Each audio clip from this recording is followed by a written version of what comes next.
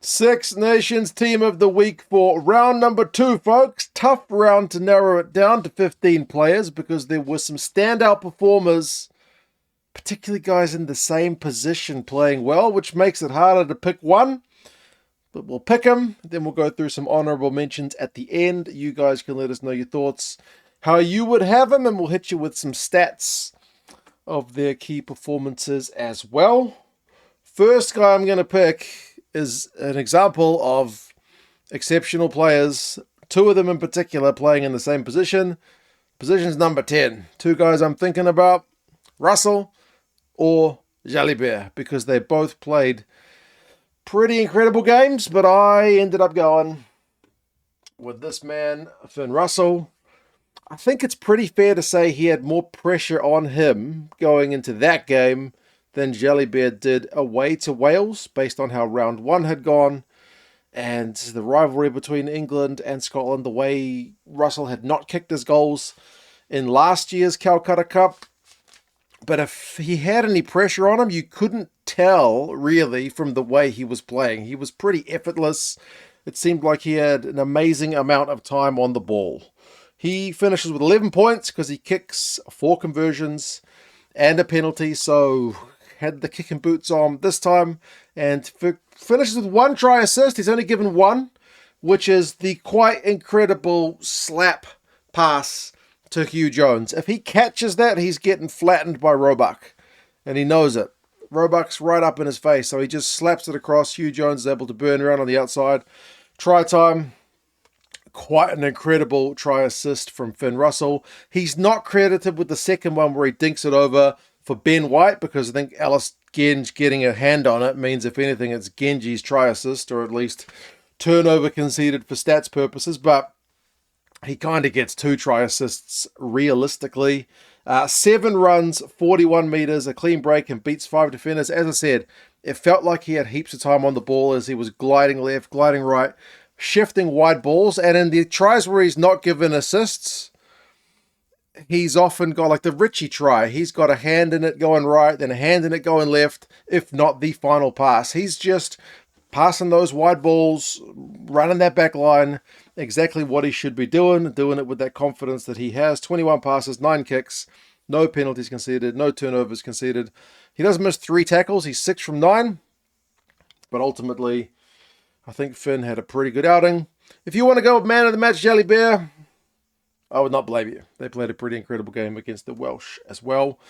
Second guy I'm going to go is another one where I have snubbed the Frenchman who played incredibly well in the same position. I go number 12, and I'm going with Stuart McCloskey from Ireland against the Italians, because the new French 12, Bro Bory, he had a pretty bloody good game for his debut as well. But McCloskey, I feel like his performance is like match changing. I'm not sure how well that game goes without McCloskey there, but he had some absolutely key interventions.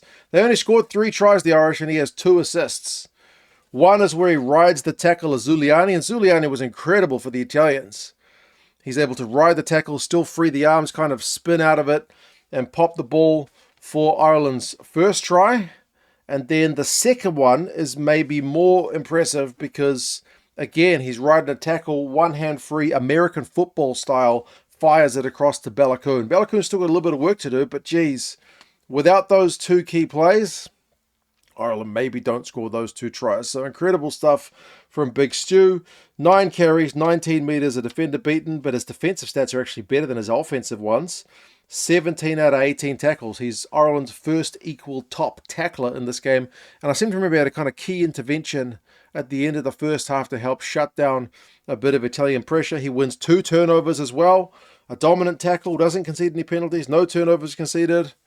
Yeah, guy was immense for the Irish in that game. So pleased that he finally gets a crack and he finally gets, the numbers that we know he's kind of capable of in terms of his stats. I did pick a French guy. I've snubbed 2 of the Frenchmen. This time I'm snubbing another man of the match on the right wing. They had Kyle Steyn from the Scottish-English game, but I'm going with Theo Atisogbe. His is kind of a little bit of a like a combined effort award, I suppose, because the French found so much width from Wales just kicking the long balls. They found an incredible amount of width, and there was multiple players in the back line. But Otesogbe is just missed everywhere, man. He's not just stuck to his right wing either. He does score 2 tries. He gets the try on the left, so again, not him on his right wing. It's the kick. Again, Wales with the kicking. I'm not saying kicking's a bad thing, but geez, you got to either contest it or have pressure on the guy taking the ball. If you just kick long, these guys are going to run it back at you. Bielbiere, I think that one was contested, but he still grabbed it. Ramos, and then Bielbiere again, wasn't it? To Otesogbe with the support line. Winger to winger, try time.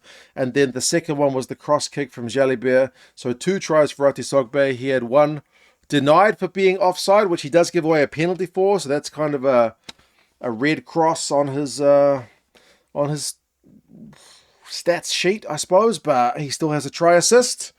He's got the one which is the kick from Adam Baird, if you can call it that, where he pounced on it and then popped it to Jalibert, who went over for a try. So quick thinking from him. He's got a hand in the first try that France scored as well in the build-up to it. Multiple French guys did in that one, to be fair, but geez, he finishes with some good numbers.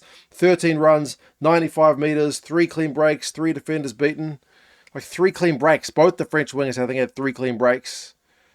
There was so much width on display for them. 7 passes and offload. 9 out of 11 tackles. That's a great effort for a winger. He gets in there with that maul that Marchand scores. Doing a bit of everything. He does cough up a few balls. 4 turnovers conceded is a little bit too high, but yeah. Otesogbe, ultimately pretty good outing from him. Another Frenchman, I'm going to go with Dupont here at 9. Dupont and Russell. Wouldn't that be a sexy 9-10 combo? Dupont, for this one, doesn't get any tries or assists, but again, he's got a hand in a lot of them, including the first one, like I mentioned. He's got the behind-the-back offload. There's that maul where the French looks like Adam Baird's coming through the maul, and they might be able to shut it down, so he just one hand flicks it out of the maul so they can shift it right. Like, Dupont is just doing crazy Dupont stuff, and his running numbers for a 9 are always nuts. It's not just his distribution skills. It is what sets him apart from a lot of different 9s. 8 runs, 76 metres, 2 clean breaks, and 5 defenders beaten. If you put those numbers on a fullback, it'd still look pretty good. And he's a number 9. 53 passes, 3 offloads, 9 from 10 tackles, does have a turnover and penalty conceded, but ultimately, yeah, Dupont doing Dupont stuff. It's a joy to see him play. What can I say? Back to Scotland, I've gone with Hugh Jones in the midfield. He had a hell of an outing, didn't he? Couple of tries from Hugh. He beats Itoje out wide from the Finn Russell slap pass. It was a kind of awkward pass to take, but he was ready for it and still managed to take it as an international class player should. And then the support for Matt Ferguson's charge down on George Ford's drop goal. He's got the gas to burn. I think it was Ford and whoever else was chasing. So 2 tries for Hugh. He tops the game for run meters with 112. He's got a couple of line breaks. Beats 4 defenders from 7 runs. 7 from 8 tackles plus a turnover. So solid defensively. 5 passes and a kick. Doesn't cough up any penalties. Doesn't cough up any turnovers. Yeah, key player. Key player for Scots in that game. And geez, the blue theme continues. Another Frenchman.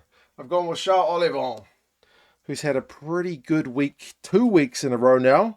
He managed to get himself on the scoreboard too. A lot of French guys did. Close range one. It's the final French try on 60 minutes. He kind of just has to burrow over from close range. So not his most highlight worthy try ever, but was still pretty nice. And he's got the try assist for the first one, which is, if anything, makes him look even better, even if he didn't score it, because that one was just class. Multiple French guys with their hands on the ball for that one, the counter-attack play. He wins 5 lineouts, so he's their top lineout option, and including the one which leads to the Marchand maul try. So he's doing key things in that regard. 8 runs for 43 metres is a hell of a return for a guy in the second row. Beats a defender. 9 passes and an offload. Loves getting his hands on the ball. Defensively, is he busy? He's busy. 14 from 16 tackles. Doesn't concede penalties. He does have 1 turnover conceded, but man, Olivon, he's having a bit of a revival. There was a while where he seemed to be kind of falling out of favour, but now he seems to be one of the first names off the team sheet. I don't have any of the Italians on the board yet. I don't think I have any losing players on the board yet, but the Italians gave the Irish a good run, so they deserve to be on the board as well. Again, maybe a little bit of a kind of combined effort one, but Danilo Fischetti. Scrum time is one area that did go well for the Italians. Like seeing Tig Furlong propelled into the air, something I've never seen before. So we need to give the Italian front row, starters and reserves, a bit of a collective pat on the back for that effort. Fischetti in his own right, 9 runs, 10 meters. He's busy for a prop, beats a defender. Busy on the defensive side as well, 7 from 9 tackles, including a dominant one. He does concede 1 penalty, but overall, for a scrum performance to go in like that in Dublin, needs somebody to represent them. So Fischetti is kind of your representative for that. And a similar line of thinking with England's game, because it might not have gone well, but one area they were dominating the Scots was scrum time. Joe Hayes, in particular, was a big old unit. He played like 68 minutes, which is going pretty deep for a prop. He had 3 carries for 6 meters, which is not a huge pure number, but 2 meters a carry for a prop.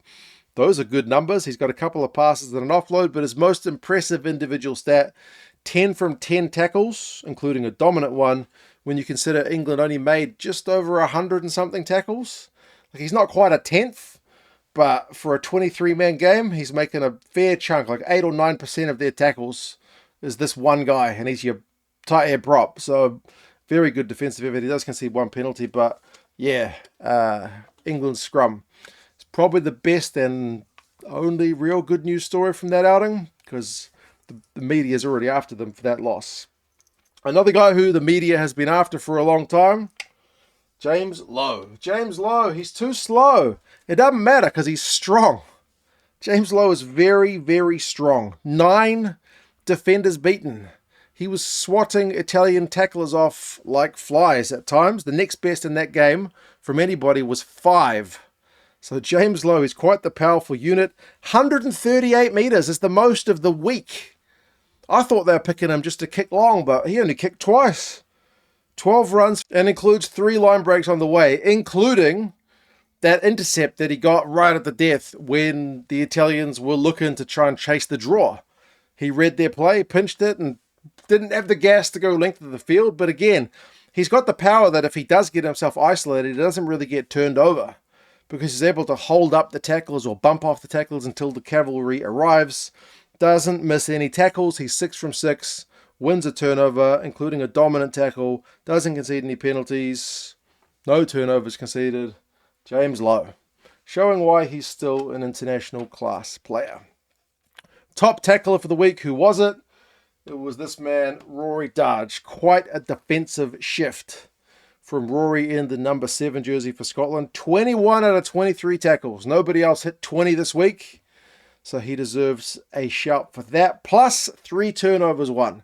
Zuliani had 5, which is a massive effort in itself. Like, both Scots and the Italians won 8 each. So Zuliani's effort is phenomenal. I should shout him out now instead of the honorable mention. So if you wanted to go Zuliani, I don't blame you. But 21 out of 23 plus 3 turnovers won and not conceding any penalties as a number 7 is quite a minor miracle in itself. 8 from 10, 8 meters, 8 carries, 10 meters is not exactly as noteworthy, but a massive defensive shift from Rory. Then we get into the guys that I had to think a little bit harder about. Some of them, as I said, were kind of 50-50 calls, but Guillard from France. Michael Guillard, it's a second big week from the big man. He's a little bit overshone by try-scoring, try-assisting Olivon this week, but another real big effort in the engine room from him. 11 carries, 32 meters, plus a clean break. Is still very good numbers for a guy in the second row. Most locks don't get 3+ meters a carry. He seems to be doing it with regularity. 4 passes and offload, 14 from 15 tackles. Big engine on him. Tackles for days. Doesn't concede penalties. Busy effort. Likewise, Gregor Brown. I've cheated a little bit because he started at lock, but he finished the game on the blind side. Gregor Brown, I've chucked him in there in the number 6 jersey. Very similar in that it's a big engine effort. Big defensive effort. 16 from 16 tackles. including a dominant one. This is the core reason I'm picking him. He's got some real mongrel about him when he's hitting rucks and making tackles. 2 line-out wins and 4 passes, 7 carries, 5 meters, beats a defender. That's all well and good, but there's nothing as outstanding as 16 from 16 tackles, not conceding any penalties. Another Frenchman, Julien Marchand, from that maul. He looked pretty good. The backs gave him a hand. Managed to go over for the try of the match. 100% line out for the French. Both sides, I think, Wales and France both had a hundy. But, yeah, good effort to throw those darts and have the guys like Olivant taking him 4 passes and an offload. 11 carries, 32 meters. Again, for a front rower, those are very productive numbers. 10 from 11 tackles. Doesn't concede penalties. Busy outing from him. 2 spots left. I'm going Jack Conan. He got kind of an icing on the cake try. It's a close range one. Again, like Olivant's, it's not the most highlight-worthy one, but he goes under like 3 Italian tacklers, which is a pretty big effort in itself. He's got 12 carries for 35 meters, which is solid enough without being Jack Conan spectacular, but where he is spectacular, 17 from 19 tackles. He's the top tackling Irish forward. Same number of tackles made as McCloskey, so those guys were the 2 top tacklers for Ireland. Doesn't concede any penalties, doesn't have any turnovers conceded. And then one last spot. I've maybe shafted Ramos here, but I've gone with Lorenzo Pani. There was a lot of talk about, hey, Capuozzo's back fit. Why don't you pick Capuozzo? Pani did bloody well, man. He was the top Italian guy for run meters, which is a bit easier at fullback than some other positions, but 12 carries, 75 meters. 2 clean breaks. Is the only Italian to get 2 clean breaks against the Irish this week. Everyone else, if they got one, only had 1 and beats a couple of defenders. He's got 3 passes, 3 kicks. He did miss 1 tackle, which I think might have been Balakoon for Balakoon's try, but Balakoon does have some serious wheels. But yeah, 4 from 5 is overall pretty solid, and I thought he looked pretty dangerous and a good addition to the Italian back 3. That's the 15 that I have picked. Hoover snubbed, well, Ramos at fullback, like I mentioned. Zuliani at 7, as I mentioned, and Jalibert at 10 were probably the hardest 3 because I feel like those are all pretty interchangeable ones. You probably could also go with Ben White at 9, but I still think I'm pretty comfortable with Dupont's pick. Bro Beret at 12 is also very hard done by because he had some very, very sweet numbers against the Welsh, but I don't think his intervention is as match-defining as McCloskey's. Personally, Louis Bielbiaré on the left wing was obviously outstanding for France on that left wing, causing the Welsh all kinds of havoc. Robert Balakoon for the Irish scored a try, and it just looks the business. I look forward to seeing more of him on that right wing. Wainwright for Wales probably looked their best player in what was a pretty tough outing, but maybe a little bit improved. Nicotera, the Italian hooker, likewise looked really good. Scored himself a try as well, so he can definitely be hard done by. Reece Zammit managed to step Bielbiaré to help set up one of the tries for the Welsh, but yeah, we could go on. That's where I'll leave it. Team of the week for round number 2. If you enjoyed the stats, subscribe to the channel if you haven't done so already. I would greatly appreciate it. You guys let us know your thoughts. Take care, and I will talk to you guys again soon. See you later.